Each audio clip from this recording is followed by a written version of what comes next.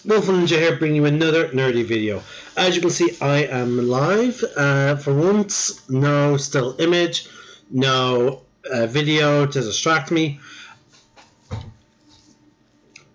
Oh wow.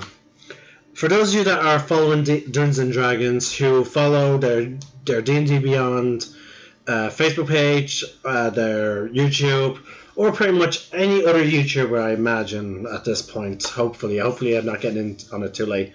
But we got very big announcements. It was teased earlier, and it was only confirmed just recently. It was announced, I believe, sort of into the afternoon of yesterday, if I remember correctly, or at least that's when I got the news.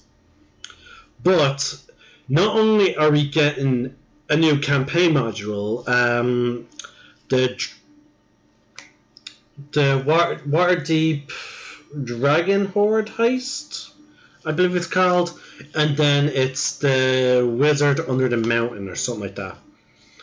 Anyway, the next two modules are going to be set in Waterdeep, either in Waterdeep or in the Undermountain, which is underneath Waterdeep, and you get there through the Yawning Portal. But they also announced new campaign settings, one being Eberron, which everyone was surprised by. Everyone loved it. I loved the announcement because it's one of the settings that really does need a fleshed out book in order to run, whereas with other settings, if you have the lore, you can run them. And with Eberron, it's a really cool tech magic type of situation. Now, following that, I don't know much about Eberron, and I'm not going to claim to know much about Eberron. But the other big news was the Guildmaster's Guide to Ravnica, which means that Wizards are officially bridging Magic the Gathering with Dungeons and Dragons. Now, they've been, for the past year or 2 years, they've been sort of hinting that this may become a thing, or it was just a fun little PDF thing to promote both Magic the Gathering and D&D. But apparently they decided to stop releasing the free PDFs and decided to just simply release a book. And they're releasing a hardback book. It's coming out in November, and the book is on Ravnica, the plane, which is one giant city, which is one of the big draws to play for that to be their first plane. Now, I was hoping that the next plane shift document was going to be Taros, because that's one of my favorite sets. But for the one that was going to make Magic the Gathering officially part of the setting of Dungeons and Dragons, I am thrilled that they chose Ravnica, which it's just amazing. I'm really enjoying it. And again, for the next 10 days, I am going to go through the different plane shift documents that we have gotten over the course of the time, going from all the way to their very first one, which I believe was Zendikar, and to their last one, which was Zillion, which is a really cool one, and I feel like they chose they released that plane now because it wasn't on the list of planes that we were going to get. I feel like it was sort of a bonus one because of the success of Tomb of Annihilation. But either way, we got it. And I'm just so stoked. I love the idea of my party playing a group of planeswalkers going to all these different locations. I even ran a Magic the Gathering centric game not too long ago. Now, we only had a couple of sessions in because we were trying to do it as like a little mini session to do while we couldn't do our full game because we had missing players. But in the end, we decided just to structure so that if someone can't make it, then we go on without them, because it was unfair and because it was happening way too frequently. but it was fun. We were playing on Ravnica, but the thing is, I had to go based on the lore myself because there was no. This was before we had the book. We were all from different planes. My character was from Zendikar, but he also travelled to Innistrad, and before he was brought to Ravnica. And we were all from different planes, and it was really fun. It was one of the best. It was just really enjoyable. All of us being from different planes, getting together and being taught about what it means to be a planeswalker by the group known as Gatewatch, which is the planeswalkers. Sorry, there's flies on my computer screen, which are the planeswalkers that we all know from the actual card game. So it's absolutely that. So that was fun, and I was hoping to get. Sorry, guys, folks. There's just a lot of flies now. It's getting close to autumn. I don't know. I thought it'd be less, but. I thought, like, honestly, it was so much fun, and I was really hoping to continue playing it, but again, it just seemed unreasonable because we already have a game playing and we're nowhere near the end of it. Oh, sorry, I've been up since 5 in the morning. I went to bed earlier and I woke up even earlier, so much for getting some sleep. But anyway, yeah, it's just, here's what I know about Ravnica. It's ruled by 10 different guilds, and each guild has 2 colours associated with it. Now, in another document, in one of the PDFs, we will go over alignment and colours. And I know how Wizards has correlated that. Now, hold on, I'm going to type in Ravnica now. See, folks, I actually have my laptop and my computer side by side today. So I'm just going to try and get this balanced. Rav. Oh, Rav. No. There you go. Here you go. It's just a short little wiki. But okay, it's a one giant city. That's the beauty of Ravnica. Now, there are 10 guilds. There's the Azores Senate, which is a legislative judicial body, butcher pronunciation, of Ravnica bureaucracy. It is associated with white-blue. We have the Boros Legion, is a Sanin army that protects the Guild Pact and contains the League of Wojak, official peacekeepers of the city of Ravnica.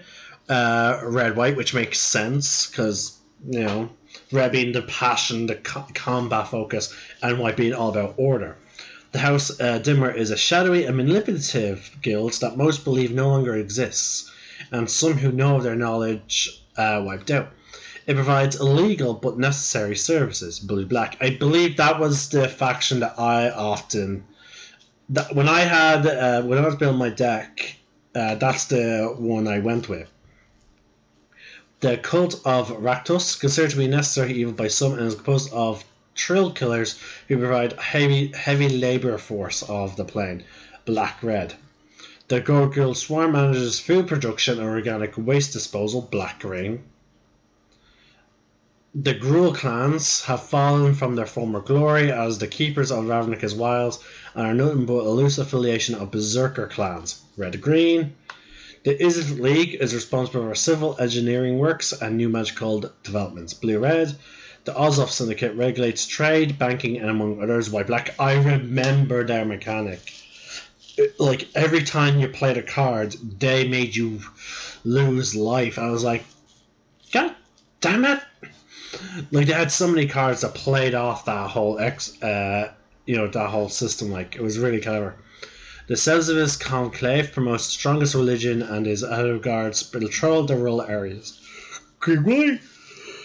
Oh, sorry, pardon me. The Simic Combine provides medical assistance and performs biological research. Green-blue. So, like, all the guilds have a purpose in maintaining. Now, we've already gotten some news that the players will pick a guild to belong to, and that will be basically your background. it'll have some of its own ability. Like each guild will present some benefits outside of combat, for outside of combat, and again it will also help shape the campaign, because the general idea is that depending on what guilds the players are with, there will be some guilds that they will have that none of the players will be with, and therefore it will create sort of like your adversaries or guilds that you will be going against. And it all takes place in District 10 of Ravnica, and basically all the guilds are there trying to get a foothold in it. They're trying to take control of that district for themselves, because the Guild Pact is constantly leaving Ravnica, which is a magical contract that keeps the guilds in check. They can't really do anything while the Guild Pact, because of the Guild Pact. But the Guild Pact is now in the living embodiment of Jace. And Jace is a planeswalker, so he often leaves Ravnica and then comes back. So when he's gone, the guilds are like, okay, we can push the boundaries of the Guild Pact to its limit. So that's what all the guilds are trying to do. They all got this idea, and now they're trying to get in and take control of District 10, or at least secure assets in District 10. And this is where the players come into play.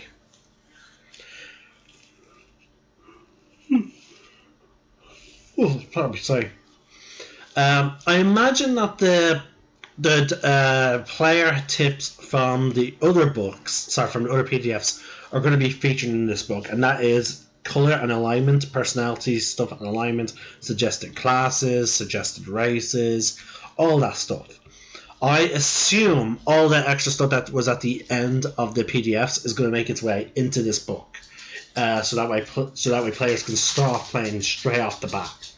Now, I imagine that this is going to come with its own unique races, sort of like what the other PDFs did, which again I found very fun. Like for example, there are 2 player vampire races that you can play as, and they're both vastly different because they're from different planes, where vampirism is treated differently. In Zendikar, it's treated more of as a magical thing, and it's a ritual that is done by the very head of the vampire society.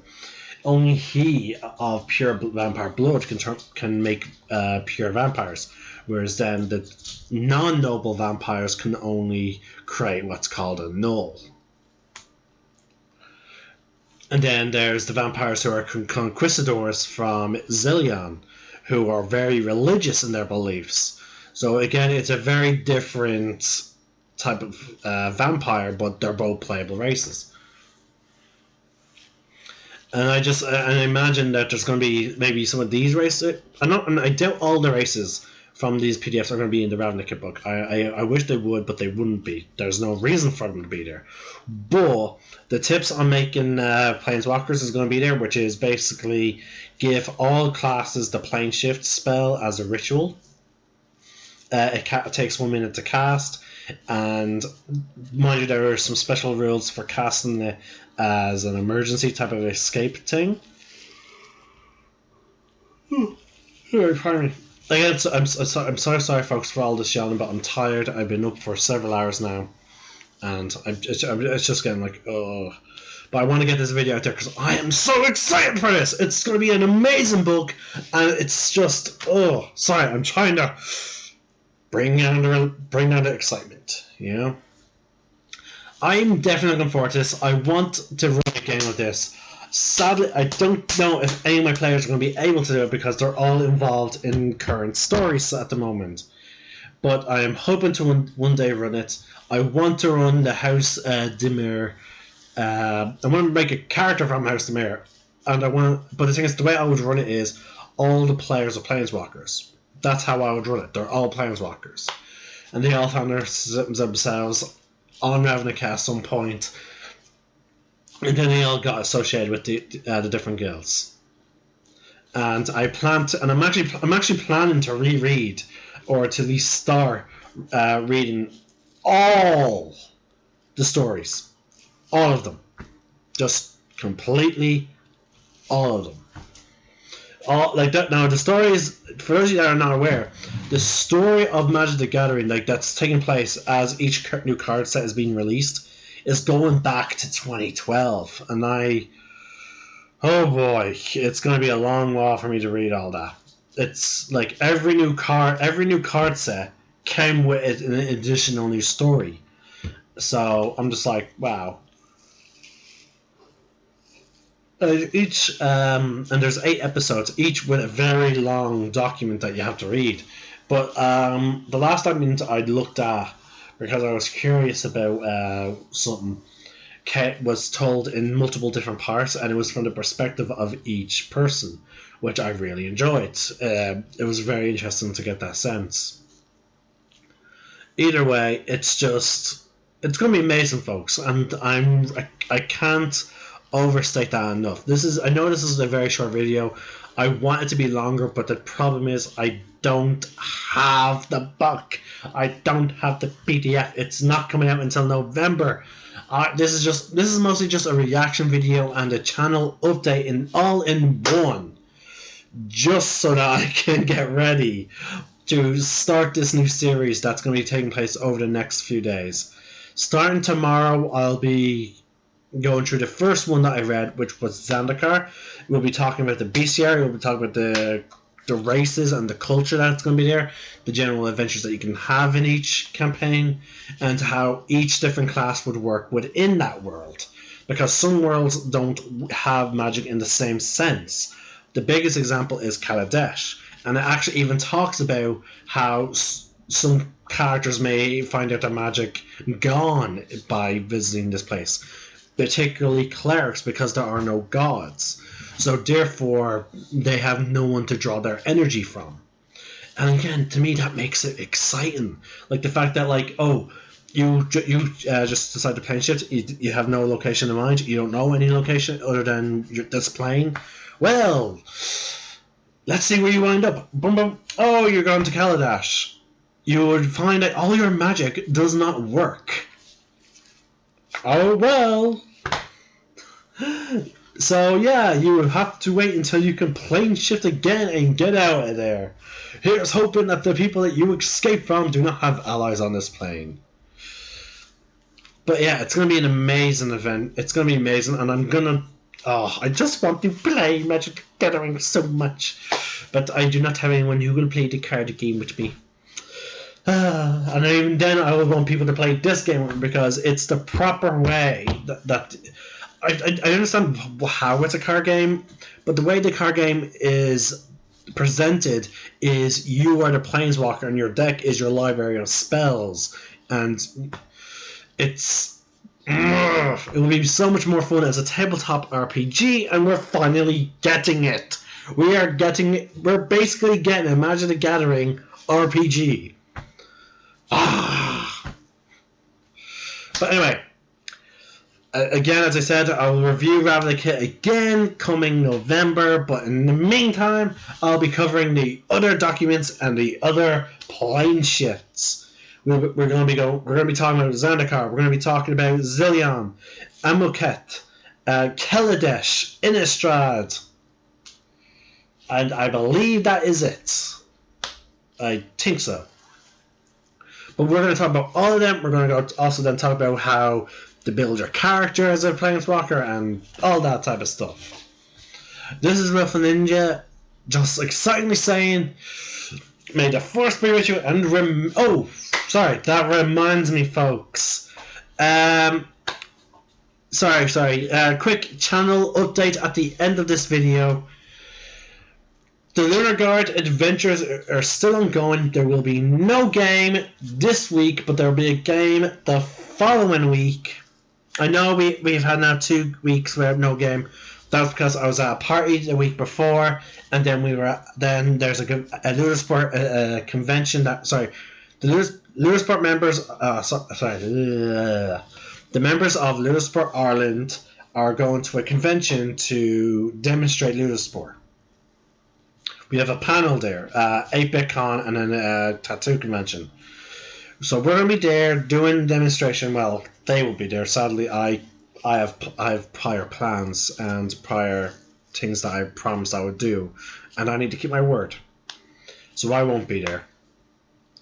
But there will be a game next. There will be an episode next week, and also starting in 3 weeks. Right. Yeah, starting in 3 weeks, we'll be starting a brand new adventure, folks. Actually, it'll be 4 weeks, I believe. Actually, because we're not going to broadcast Session 0, but we'll be doing a Star Wars campaign. We'll be alternating between the Lunar Guard Adventures and whatever we decide to call this new show. It's still D&D, but it's set completely in Star Wars. We have not settled on a time period yet. We have not settled on pretty much anything yet. We are looking forward to doing it, and it's going to be a blast. We have 6 classes. We have several backgrounds. We have 3 time periods to choose from. It's going to be epic. And I really hope you guys will enjoy it. May the Force be with you. And remember, roll for initiative. Wrong mouse.